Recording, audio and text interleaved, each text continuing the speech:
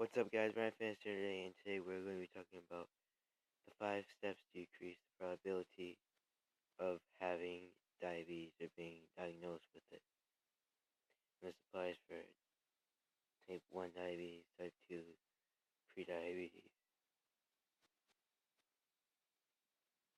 So the first thing which you're going to find with people that have diabetes, or if you're going to have a high probability of it, is that you're eating a lot of sugar, and that sugar is doing nothing for you. You're not getting any nourishment, and that's the main part of diabetes. It's caused from a corrupted amount of carbohydrates in your body as they go from a carbohydrates you're supposed to get. It depends on, of course, what you're doing. Depends on how you eat, actually. The carbohydrates that you take in, how many you need to get into a hypercaloric state or hypocaloric state, and to get hypertonic or hypotonic. Depends on which situation you're looking at. If you're looking at cutting or bulking.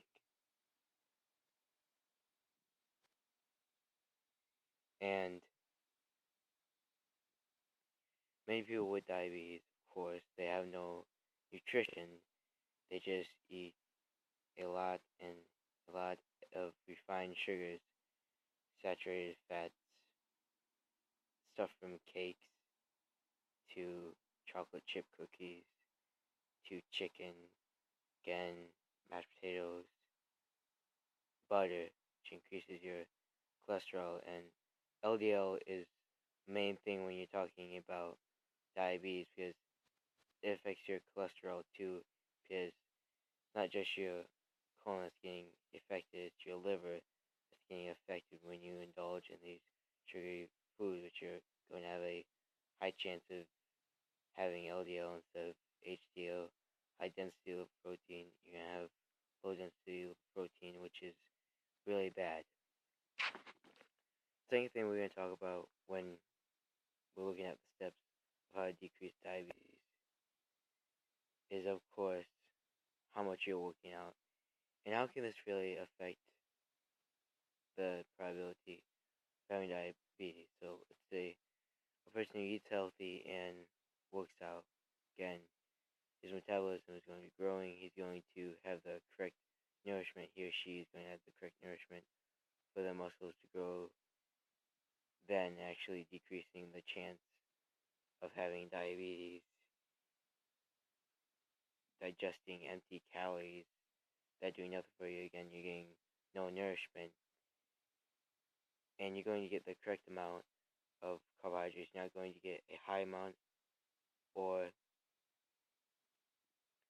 a corrupted amount. You're just going to get an average amount, which is needed for your body to actually build muscle and utilize all these other micronutrients that are critical for muscle growth, hypertrophy, and that are critical for you being fit. Yeah, I'm just going to keep this about 5 minutes in these sets of videos. I'm going to keep it 5 minutes, 5 steps in each of these videos. And the third step to diabetes, decreasing the chance of diabetes. Now, this is a major one, but we look at concentrated juices, and of course, they say that there's no high fructose corn syrup. But guys, you look at canned foods, you look at canned peaches, there's a lot of high fructose corn syrup, and things like this. Let's see. It's right here. Liquid concentrate ocean spray. There's over 28 grams of sugars, vitamin C 100%, but protein 0. So ultimately, I'm just going to sum it up for you. There's no macronutrients in it, so your body isn't going to utilize macronutrients, leading to your muscles, of course. You're going to gain fat, and your colon is going to be affected really bad, since the food that you're putting in is going to make your colon shit. It's going to make you bloated. It's going to make you have a higher chance of inflammation. It's going to make your gastrointestinal tract constipated. You're not going to get the correct macronutrients that your body actually needs to grow muscles and actually repair them, grow one muscle fiber after the other one, so they can actually work together and grow even more, and the muscle fibers can pair together instead of being far apart and having more space open to visceral fat and body fat and water fat instead of being open to just muscle. And last thing again, as I talked about, this is really bad. 28 grams of sugar. Fourth step is to avoid added sugars. Now, I'm going to give you a couple of examples, and I apologize if this video is over the expectancy, but it'll have to do. To add sugars, as we're looking at, I'm going to look at many cereals. Now, you can look at cakes and stuff like that, but of course that's obvious. Brownie mix, you can look at all that. Cake mix, which is a lot of sugar, but I'm going to look at one specific brand of cereal, which is Raisin Bran. Now, this brand of cereal, let's see, I'm going to talk with you guys about this. So, raisins are normally a good factor in helping you get your micro minerals. So, you're getting your vitamins, you're getting your potassium, and again, that mineral right there is really critical for muscle growth, hypertrophy, as long as you're eating the correct nutrients and you're not indulging in empty calories. You're eating these fibrous foods that actually increase muscle and actually have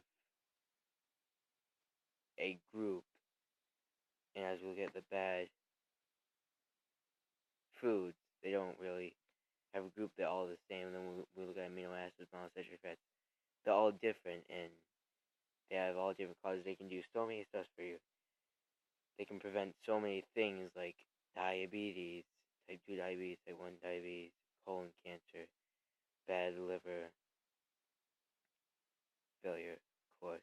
We have premature death, and it's pretty sad, especially when you feel so down that you have to deprive yourself of these macronutrients and you're indulging in these foods that are really bad for you, and you just feel like that you can't gain muscle in any way. You can't be happy because the reason you're unable to be happy is because you think you'll never find the confidence in yourself to actually make that movement, to get more motivation, to actually be dedicated to what you do, to do it more often, to be more active and fit. And Raisin Bran, of course, we know that raisins already are a good source of microminerals, potassium, many other vitamins. But potassium is the main thing right here, and many people neglect that. And when you add these sugars to it, there's going to be a decreased spiral in the amount of potassium, the amount of effectiveness that you're actually getting in the potassium, because, again, just like the blood glucose level, the sugar is affecting your macro mineral, your potassium, which again can increase muscle growth around the bones and increase your metabolism. And the thing about this, fruits already have sugars. You don't need any added sugars. It's not necessary to the point where I'm going to compare it to Peeps and, let's say, many chocolate things. But again, many chocolate, a lot of added sugars that are not needed, like over the board. Now, you can go, low blood sugar route, or you can do high blood sugar route, which it's a lot and a lot of sugar constantly, because you basically want to add up the glucose level in your body, and you don't want to bring it down, so you get an even higher chance of having type 2 diabetes and type 1, which can be most commonly associated with being or having low blood sugar instead of high blood sugar, which of course is leading over to type 2 diabetes. And the fifth step to decreasing the chance of diabetes. Now, this one might come as a surprise, as we talked about health, we talked about fitness, we talked about added sugars. Now, what is this one? Labels. Now, you always want to look at labels. This is really important, especially if you have diabetes. You're not going to be educated on this stuff. You're going to keep shoving this stuff down your face. Just because it's advertised as something that's healthy, whether it's whole grain or whole wheat, it doesn't mean anything. Check the labels. Always check the labels. Check how many micronutrients you're getting. Count the amount of macronutrients that you're getting in that specific meal. Make sure that in every meal you're having every macronutrient that you can possibly get from that meal to give your muscles energy, to give them the correct amount of nourishment to actually build over and over again to reach hypertrophy, and to decrease the amount of fat you have, and to increase the amount of performance that you will soonly enough be having.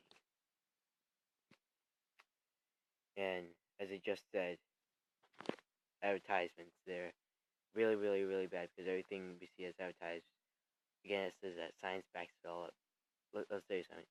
Science is a major part of bone anatomy and the muscle anatomy, but don't let people without knowledge about science tell you something, because if somebody is overweight and tells you try this, you want to do this because I advocate for it, and because I advocate for it at this moment right here, that I want you to try it, and I assure you it's going to give you energy. It has the full amount of macronutrients that your body actually needs to grow, to get into catabolic breakdowns, to grow naturally, anabolically, instead of course resorting to taking supplementations with a lot of sugars, and you're going to have a unbalanced proportion of the actual macronutrients that you're getting in. You're not going to really eat the good stuff, the stuff that's healthy for you. You're going to lean over more to the saturated fats, polyunsaturated fats. You're going to lean more to the poultry refined sugars, because again, it's tasteful. I can say this from experience, but as I look at it every day, it's not really tasteful to me. And this is the most critical one, the advertisement one, because everything you want to see is actually correct. If I, as I show the ocean spray, if I look at anything, I want to make sure that I'm getting the correct macronutrients compared with other macronutrients and macrominerals.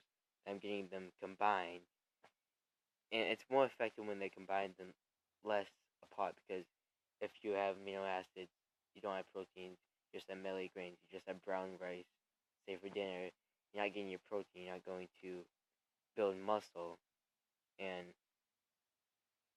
again, it's going to affect how high your metabolism is, how many calories you're taking in, because we know with foods with a high density in protein take up usually a lot of calories, because of, again, how dense it is, how thick it is. So again, that's going to affect how it gets down your colon, which you want to pair it with something that has a lot of fiber and soluble, and also soluble fiber found in fruits, also found in vegetables.